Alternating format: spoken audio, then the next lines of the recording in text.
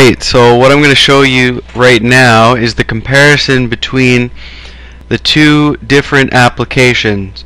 One using a Windows Form application and the other one making use of XNA. I'm not sure if I'm going to be able to show you this on Monday just because my netbook may not be able to handle it. I have a balloon class which stores all of the information about where the balloon is, the image or texture that's being used depending on whether it's Windows Form or XNA, as well the number of balloons that we're going to try to generate. So I'm going to start by showing you the Windows Form application. So I'm going to set that as my startup project, and I'm going to compile and run it,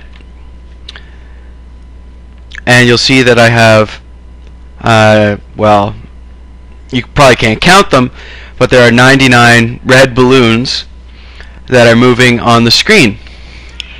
Now with the exact same code, more or less, other than the fact that I'm using GDI plus Windows Form quote-unquote accelerated graphics versus XNA, the code generally is the same. So I'm going to set the XNA project as the startup. It's using the same balloon class, which I actually have linked to the other project, all within the same solution. So when I make a change, it's updated in both.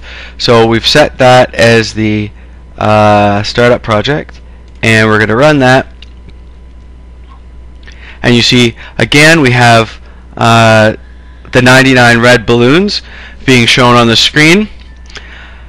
I hope that you notice that it is a little bit smoother, than the other. I can make this even more clear by changing the number of red balloons to 999. If I run this now in XNA mode, you'll see that the balloons continue to move. They're fairly fluid. Seems pretty good. No real problems there. And I'm not sure if you can hear the 99 Red Balloons song that's playing in the background, but you will see that on Monday, assuming I can get this to run on my netbook. So I'm now going to show the same thing. This 999 balloons is going to be the new number that's being generated for the Windows Form application. There's a little bit more setup that has to happen, so it takes a little longer to load. And you can see that this is crawlingly slow, pathetically slow.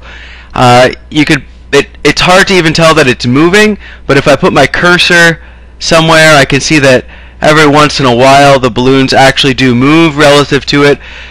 So it is still functioning, but it's extremely laggy. Now I will try with the XNA project with 9,999 red balloons, and running this now, we see in fact that the balloons continue to move, no problem.